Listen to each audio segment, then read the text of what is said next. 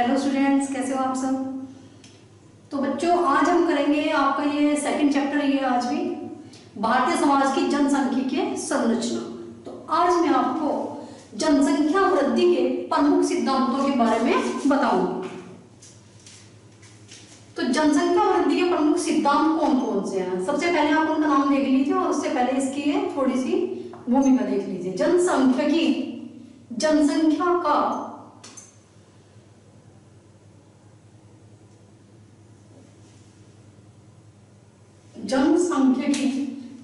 का एक सुव्यवस्थित अध्ययन है जिसमें जनसंख्या का बहुपक्षीय अध्ययन किया जाता है।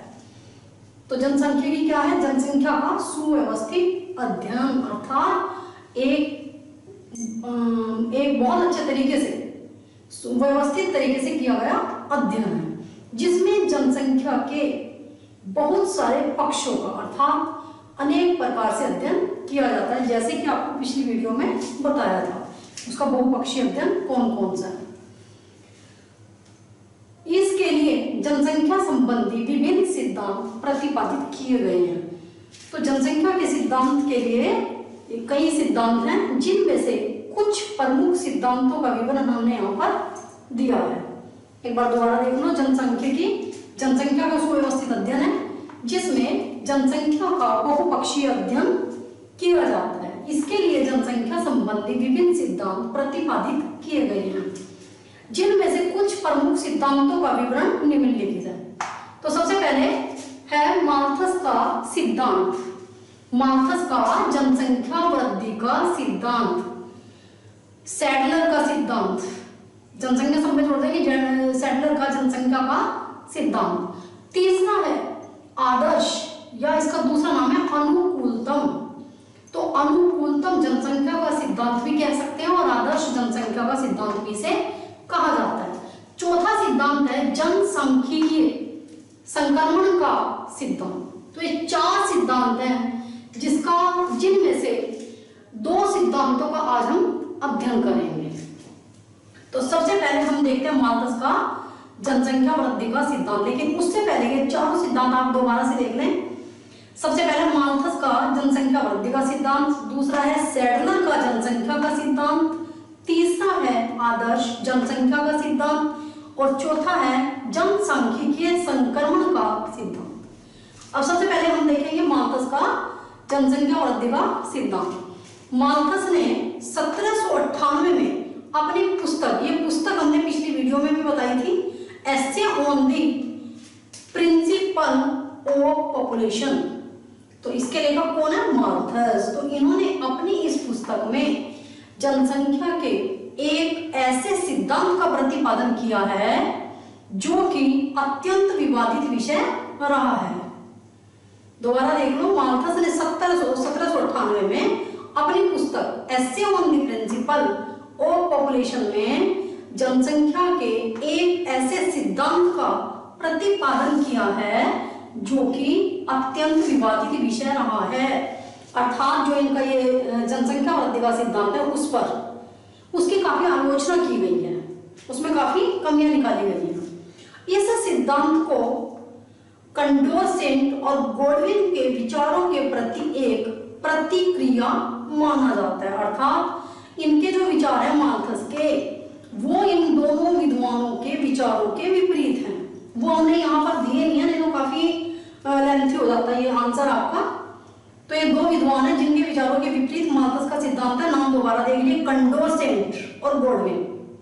दोनों नाम सुने होंगे समाजशास्त्र में आपने। तो इनके विचारों के विपरीत माल्थस के सिद्धांत को एक प्रतिक्रिया माना जाता है।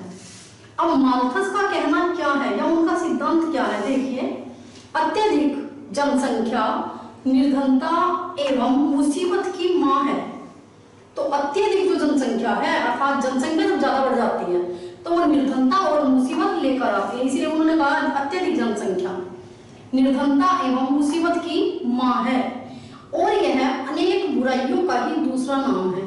तो उन्होंने जनसंख्या वृद्धि को अनेक बुराइयों का दूसरा नाम अर्थात अनेक बुराइयों की जड़ माना है और इसे निर्धनता और मुसीबत की मां का है। ये शब्द याद रखोगे। अब आगे देखो, माल्थस ने अपने सिद्धांत में दो बातों पर बल अपने सिद्धांत में मुख्य दो बातें रखी हैं। पहली बात है मानव अस्तित्व के लिए भोजन जरूरी है। तो पहली कौन सी बात है जिस पर उन्होंने अपने सिद्धांत में बल दिया है कि मानव अस्तित्व के लिए भोजन जरूरी है, अर्थात मनुष्य के जीवित रहने के लिए भोजन अनिवार्य है। दूसरा है विषम लिंगियों के बीच यौन उत्तेजना आवश्यक है और यह लगभग अपनी वर्तमान स्थिति में ही बनी रहेगी। तो ये दो बातें हैं जिनको उन्होंने अपने सिद्धांत में जिन बातों का बल दिया। अब आगे देखिए, माल्थस ने जनसंख्या के आकार की व्याख्या, अर्थात जनसंख्या का आकार कैसे बढ़ता है उसकी व्याख्या उन्होंने कैसे की है, जनसंख्या और उत्पादन के अनुपात के आधार पर। तो पहले ये बात समझ लो अच्छे से, माल्थस ने जनसंख्या के आकार की व्याख्या, या ये भी कह सकते हो जनसंख्या वृद्धि की व्याख्या कैसे की है, जनसंख्या और उत्पादन के अनुपात के आधार पर। इसका अर्थ क्या है, वैसे आगे समझा रखा है कि जनसंख्या और उत्पादन में क्या संबंध है, जनसंख्या कैसे बढ़ती है और उत्पादन कैसे बढ़ता है। माल्थस के अनुसार जनसंख्या वृद्धि की शक्ति, अर्थात जनसंख्या बढ़ने की जो शक्ति है वो भूमि की उत्पादन शक्ति से अधिक होती है। अर्थात जो जनसंख्या बढ़ने की या जनसंख्या की बढ़ने की जो दर है वो खाद्यान्न की या उत्पादन शक्ति की दर से काफी अधिक होती है। और उसे इन्होंने बड़ी अच्छे से समझाया, जनसंख्या ज्यामितीय अनुपात में बढ़ती है, अर्थात वो कुछ टाइम के बाद डबल हो जाती है।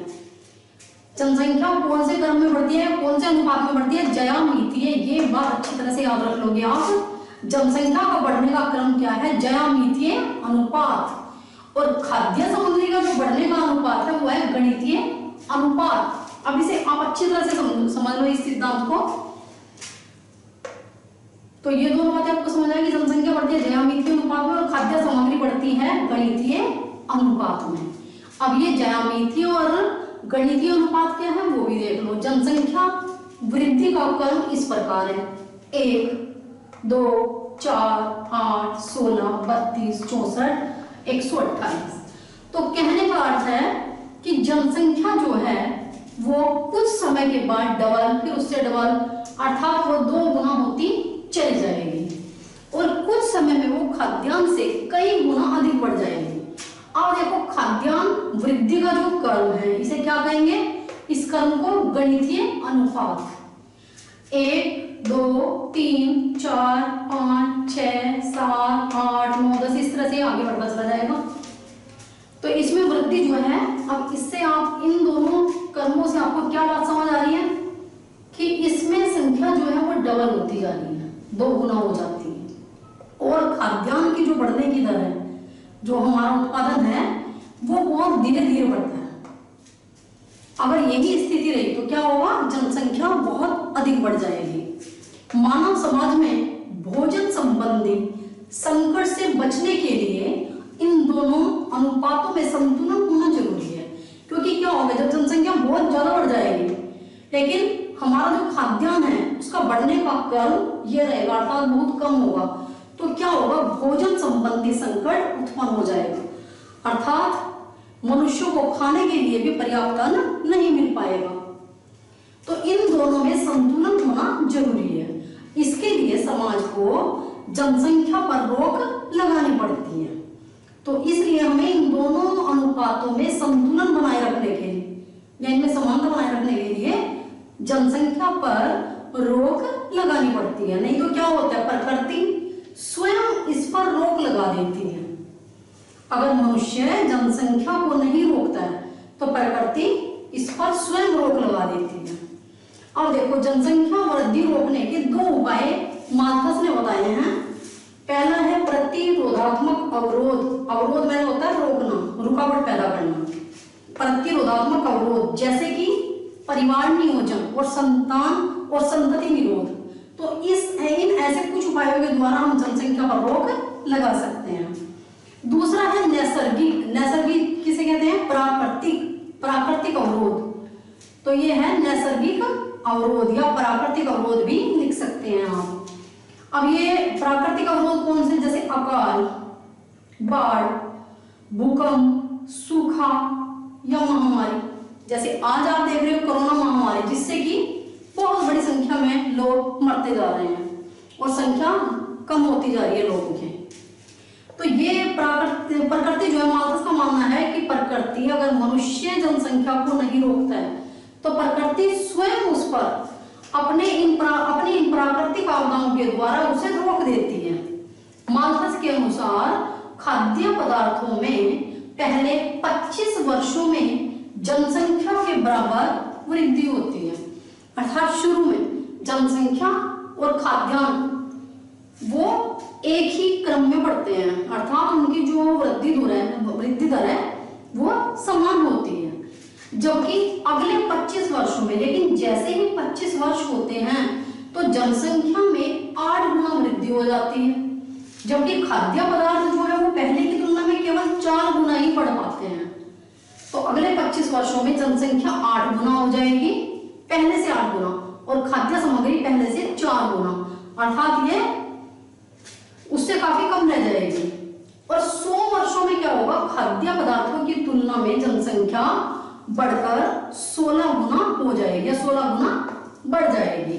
यदि मनुष्य कृत्रिम साधनों से जनसंख्या वृद्धि को नहीं रोकता है तो प्रकृति प्राकृतिक आपदाओं से, ये मैंने ऊपर भी बता दिया है, जैसे कि बाढ़, अकाल, महामारी आदि के द्वारा जनसंख्या वृद्धि को रोक देती है।